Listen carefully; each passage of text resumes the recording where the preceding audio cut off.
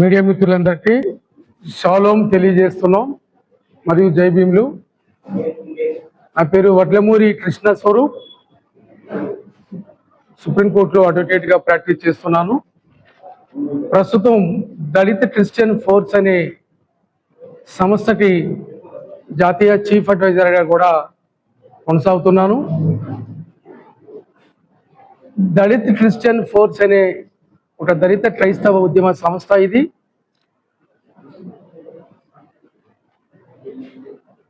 రాజ్యాంగంలో ఆర్టికల్ 25 ప్రకారంగా మత స్వేచ్ఛ రాజ్యాంగ నిర్మాత డాక్టర్ బిఆర్ అంబేద్కర్ గారు రూపొందించడం జరిగింది. ఈ దళిత క్రైస్తవులు అంటే షెడ్యూల్ కులాల్లో ఉన్న దళితులు క్రిస్టియన్ మతాన్ని కానీ క్రీస్తు మార్గంలో క్రైస్తవ తాత్విక మార్గంలో అనుసరించిన దళిత క్రైస్తవుల్ని ఎస్సీ జాబితా నుండి తొలగించారు. ఇది ఇప్పుడు కాదు, 1950లో అప్పటి రాష్ట్రపతి డాక్టర్ బాబు రాజేంద్ర ప్రసాద్ గారు, దేశ ప్రధాని పండిట్ నెహ్రూ,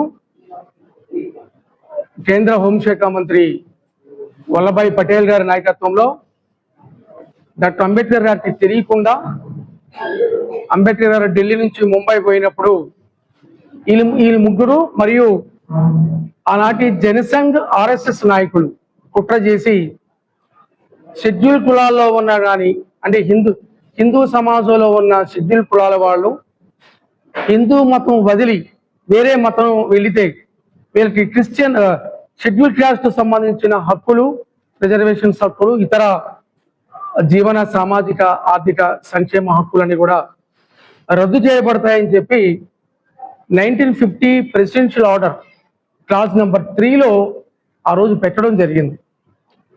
అది దాన్ని ప్రెసిడెన్షియల్ ఆర్డర్ అంటారు, రాష్ట్రపతి ఉత్తర్వులు. కాన్స్టిట్యూషన్ పరంగా రాష్ట్రపతి ఉత్తర్వులు కేవలం దాన్ని లీగల్ వ్యాలిడిటీ 6 నెలలు మాత్రమే. దాన్ని పార్లమెంటు ఆమోదించాలి. అది కొనసాగాలంటే కనీసం government of India central cabinet ఆమోదించాలి. అసలు క్యాబినెట్లో నిర్ణయం తీసుకోలేదు, పార్లమెంట్లో దీని మీద ఒక చట్టపరమైన యాక్షన్ లేదు. కేవలం 5 వ్యక్తులు కూర్చొని దళిత క్రైస్తవుల్ని విద్రోహం చేయడానికి కుట్ర చేశారు. ఆ రోజు రాష్ట్రపతి గారి చేత అర్ధాంతరంగా ఉత్తర్వులు తీసుకొచ్చారు. దీనివల్ల ఏమైందంటే మరి రాజ్యాంగంలో ఆర్టికల్ 25 నుంచి 26, 27, 28, 30 వరకు భారతదేశంలో ఉన్న ఈ నచ్చిన మతాన్ని, తన నచ్చిన విశ్వాసాలని, దేవుళ్లను, మత ఆచారాలను స్వీకరించే హక్కు అంబేద్కర్ గారు ఈ దేశ పౌర సమాజానికి కల్పించడం జరిగింది. అందులో భాగంగా మరి హిందూ సమాజంలో ఉన్న ఈ బ్రాహ్మణ కులాధిపత్య సమాజం షెడ్యూల్ కులాల వాళ్ళని వాళ్ళ దేవాలయాలకు అనుమతించట్లేదు. మీరంతా అంటరాని వాళ్ళు, అస్పృశ్యులు, బ్రహ్మచేత వెలివేయబడ్డ కులాలు కాబట్టి మీరు దేవుణ్ణి తాకడానికి వీల్లేదు, ఈ బ్రాహ్మణ హిందూ దేవాలయాల్లో రావడానికి వీల్లేదు, కాబట్టి మీరంతా కూడా పాపాత్ములని చెప్పి గెంటి వేయబడింది. కొన్ని వేల సంవత్సరాలుగా నడిచింది. రాజ్యాంగం అమలుపరిచిన తర్వాత కూడా ఈ దేశాన్ని ఆధిపత్య శక్తుల్లో ఉన్న ఈ బ్రాహ్మణ శక్తులు కూడా అదే ప్రయత్నం చేశారు. మరి ప్రభు ఏం చెప్తున్నాడు? సమస్త భారం మోస్తున్న సమస్త ప్రజలారా నా ఎదురు రండి, please come, I will give you rest అని చెప్తున్నాడు ఆయన. అంటే సమస్తంగా బాధించబడుతున్న ఓ పీడిత ప్రజలారా, బాధించబడుతున్న ప్రజలారా నా ఎదురు రండి, నేను విశ్రాంతి కలిగించని చెప్తున్నాడు. దాని మీద ఏదో బాగుందని చెప్పి దేశంలో ఉన్న క్రైస్తవ మొత్తం దళితులందరూ కూడా మమ్మల్ని ఎట్లాగా రానవట్లేదు, వీళ్ళు మాకు నచ్చిన విశ్వాసాలని మరి ప్రభు చెప్తున్నాడు కదా, ఆయనే స్వయంగా రమ్మంటున్నాడు, దానికి మతం కులం ఏమీ లేదు, రండి నేను విశ్రాంతి కలిగజేస్తాను బైబిల్ చెప్తుంది కాబట్టి అని చెప్పి దేశంలో ఉన్న మెజార్టీ షెడ్యూల్ కులాల వాళ్ళు క్రీస్తు మార్గాన్ని ఎంచుకున్నారు. క్రీస్తు మార్గాన్ని ఎంచుకొని క్రీస్తు యొక్క బోధనలు వాళ్ళకు సంబంధించిన దాని మీద నడుస్తున్నారు. క్రైస్తవ మతం తీసుకున్న వాళ్ళందరూ కూడా రిజర్వేషన్లు వర్తించవని, వీళ్ళంతా కూడా షెడ్యూల్ కులాలకు సంబంధించిన హక్కులు పోతాయని చెప్పి 1950లో ఇచ్చిన ప్రెసిడెన్షియల్ ఆర్డర్ వల్ల తీవ్ర నష్టం జరుగుతుంది. మరి ఓసీ కులాల్లో ఉన్న వాళ్ళు క్రైస్తవ మతం తీసుకున్న ఇబ్బంది లేదు, కన్వర్టెడ్ క్రిస్టియన్స్, బ్రాహ్మణులు, చౌదరీసు, వీళ్ళు అగ్రవర్ణాలు ఆ రోజుల్లో క్రిస్టియన్ మతాన్ని వాళ్ళ చేతుల్లో పెట్టుకున్నారు. వాళ్ళు చెప్పారు, మాకు ఎటువంటి రిజర్వేషన్ అవసరం లేదు నాయన, మీ పని మీరు చేసుకోమని చెప్తే, సరే అంబేద్కర్ గారు తిరిగి వెనక ఢిల్లీ వచ్చి దాని మీద ఒక అభిప్రాయం తీసుకొని, అయినా సరే క్రైస్తవులకు ఎవరిని ఇబ్బంది పెట్టకుండా అందరికీ మత స్వేచ్ఛ కల్పిస్తూ కాన్స్టిట్యూషన్ ప్రొవిజన్ ఇవ్వడం జరిగింది. ఆ రోజు ఏదైతే హిందూ బ్రాహ్మణ కులాలు హిందూ మతంలో దళితుల్ని రానివ్వలేదో, క్రిస్టియన్ మతంలో కూడా ఈ దళిత క్రైస్తవులు ఎవరైనా ఉన్న వాళ్ళకి ఎటువంటి సంక్షేమ పథకాలు, కాన్స్టిట్యూషనల్ ప్రొవిజన్స్ అన్ని అందనీయకుండా ఒక సామాజిక కుట్ర చేయడం జరిగింది. దీనివల్ల దేశవ్యాప్తంగా దళిత క్రైస్తవ సమాజం తీవ్రమైన అన్యాయం, వివక్షత, అంటరానితనము, అణచివేత, డిస్క్రిమినేషన్ పాల్పడుతున్నారు. ఈరోజు ఆంధ్రప్రదేశ్లో 12% మంది క్రైస్తవులు ఉన్నారు. అధికారపూర్వకంగా 2% ఉన్నారు, అనధికారికంగా 12% క్రైస్తవులు ఉన్నారు. అంటే చంద్రబాబు నాయుడు గారి కమ్మ కమ్యూనిటీ కన్నా ఎక్కువ ఉన్నారు. జగన్మోహన్ రెడ్డి 2% ఉన్నారు, రెడ్ల జనాభా కన్నా ఎక్కువ ఉన్నారు. మరి పవన్ కళ్యాణ్ గారి సమాజ వర్గం, కాపు సమాజ వర్గం కన్నా చాలా ఎక్కువ ఉన్నారు దళిత క్రైస్తవులు. కానీ వీళ్ళని చాలా దుర్మార్గంగా వీళ్ళు అణిచేసే కుట్ర చేస్తున్నాయి. ఇక బీజేపీ గవర్నమెంట్ వచ్చిన తర్వాత ఇక అన్ని మతాల మధ్య చిచ్చులు, గొడవలు, నువ్వు ఏం తినాలో వాళ్ళు చెప్తున్నారు. ఇవ నువ్వు ఆ మాంసం తినొద్దు, ఇది చెయ్యి, నువ్వు ఎవరిని పూజ చేయాలో వాళ్ళు నిర్దేశిస్తున్నారు, నువ్వు ఏం చదువుకోవాలో వాళ్ళు నిర్దేశిస్తున్నారు. కాబట్టి ఈ విధంగా దళిత క్రైస్తవులని వారి యొక్క సామాజిక, ఆర్థిక, రాజకీయ, సాంస్కృతిక రంగాలలో ఎన్డీఏ గవర్నమెంట్, ముఖ్యంగా మోడీ షా గవర్నమెంట్, ఆంధ్రప్రదేశ్లో ఉన్న చంద్రబాబు నాయుడు ప్రభుత్వం, ఈ పవన్ కళ్యాణ్, చంద్రబాబు నాయుడు ప్రభుత్వాలు దళితులకు వ్యతిరేకంగా, ముఖ్యంగా దళిత క్రైస్తవులకు వ్యతిరేకంగా పనిచేస్తున్నారు. ఈరోజు ఆంధ్రప్రదేశ్లో ప్రతిరోజు చర్చిల మీద దాడి, ఎందుకు దాడి జరగాలి?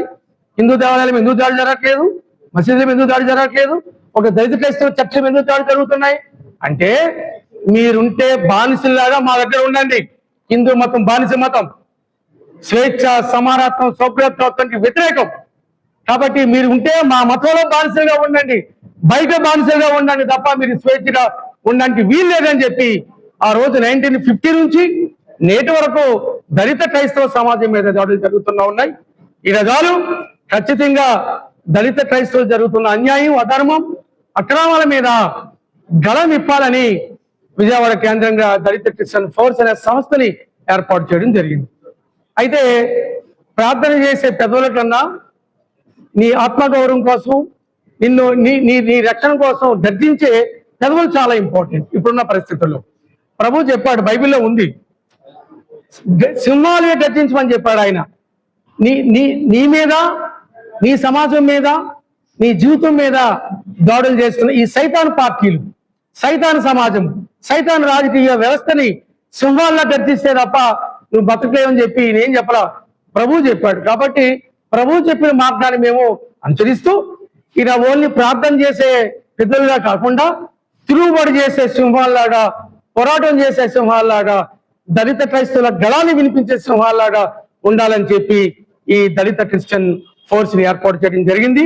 ఇందులో రాష్ట్ర కమిటీ బాధ్యులుగా మరి రాష్ట్ర సెక్రటరీ జనరల్ సుదర్శన్ అజయ్ గారు విజయవాడ న్యాయవాదిగా ప్రాక్టీస్ చేస్తున్నారు. ఆయన రాష్ట్ర సెక్రటరీ జనరల్ గా ఉన్నారు. అట్లాగే గౌరవనీయ దిగ్ల విద్యాసాగర్ గారు, ఆయన కూడా న్యాయవాదిగా ప్రాక్టీస్ చేస్తున్నారు. రాష్ట్ర కమిటీ చీఫ్ అడ్వైజర్ గా ఉన్నారు. తర్వాత ఎస్ అరుణ లత కుమారి గారు ఈ దళిత క్రిస్టియన్ ఫోర్స్ రాష్ట్ర వర్కింగ్ ప్రెసిడెంట్ గా ఉన్నారు. ఇక ముఖ్యంగా ఆర్ఏ దైవ కృప గారు కొన్ని ఇమీడియట్ గా ఏదో సమస్య వచ్చింది, ఆమె రాష్ట్ర అధ్యక్షులు ఉన్నారు. సరే లేట్ అవులో ఉంది పరిస్థితి. ఇంకా స్టేట్ కమిటీ ఉంది. వీళ్ళందరూ నాయకత్వంలో ఈ దళిత క్రిస్టియన్ ఫోర్స్ పనిచేస్తుంది. ఈ నెలాఖరు నుండి